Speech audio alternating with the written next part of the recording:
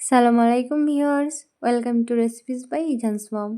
চলে এসেছি আজও আরও একটা নতুন রেসিপি নিয়ে। আজকের রেসিপিটা হলো উচ্ছে বা করলার রেসিপি। উচ্ছে বা করলার নাম শুনলেই সবাই 10 পা পিছিয়ে যায়, কিন্তু আজকের এই রেসিপিটা দেখে একবার যদি তৈরি করে খাওয়ানো হয় তাহলে নেক্সট দিন থেকে সবাই উচ্ছের এই সবজিটা খেতে চাইবে। তো চলুন পুরো রেসিপিটা দেখে নেওয়া যাক। করলা বা উচ্ছের এই রেসিপিটা বানানোর জন্য আমি এখানে 4টে মিডিয়াম সাইজের উচ্ছে বা করলা নিয়েছি, সেগুলো খুব পাতলা পাতলা করে কেটে নিয়েছি। কড়াইয়ে আমি কিছু পরিমাণ সাদা তেল দিয়েছি এবং সেই তেলটা একটু গরম হয়ে আসলে উচ্ছে বা করলাগুলোকে ঢেলে দিয়েছি। আপনারা চাইলে এখানে সরষের তেলটা ব্যবহার করতে পারেন এবং খুব ভালো করে ভেজে নিতে হবে। দেখুন, দেখে বুঝতে পারছেন উচ্ছেটা আমার ভাজা হয়ে গেছে, একদম লাল লাল করে ভেজে নিতে হবে। এবার আমি এগুলোকে তুলে নেব।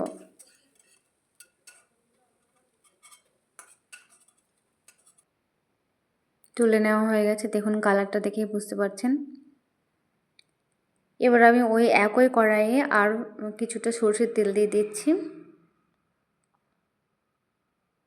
ফোড়ন হিসেবে দিয়ে দিচ্ছি 1 চামচ গোটা জিরে, 1 চামচ কালো জিরে,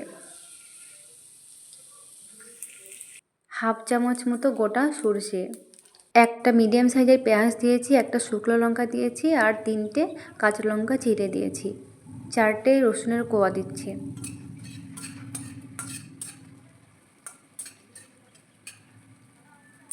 এবার দিয়ে দিচ্ছি 2টো মিডিয়াম সাইজের টমেটো, আমি খুবই পাতলা করে কেটে নিয়েছি। তো টমেটোটাকে দিয়ে দিচ্ছি। টমেটোটা দেওয়ার পরে মশলার সাথে খুব ভালো করে মিশিয়ে নেব।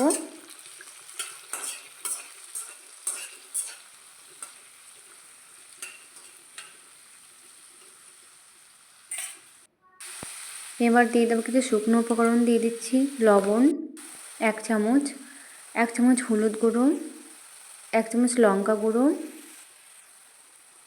1 চামচ জিরে গুঁড়ো, 1 চামচ ধনে গুঁড়ো। এবার সামান্য একটু জল দিয়ে খুব ভালো করে মশলাটাকে মিশিয়ে নেব। জলটা দেওয়ার কারণ হলো জলটা একটু দিলে মশলাগুলো পুড়ে যায় না।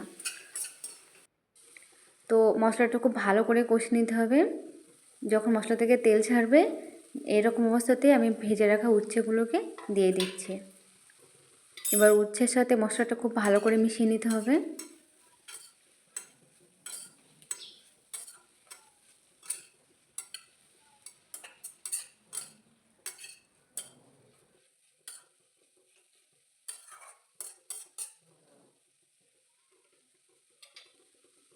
সবজিটা আমার প্রায় হয়ে এসছে।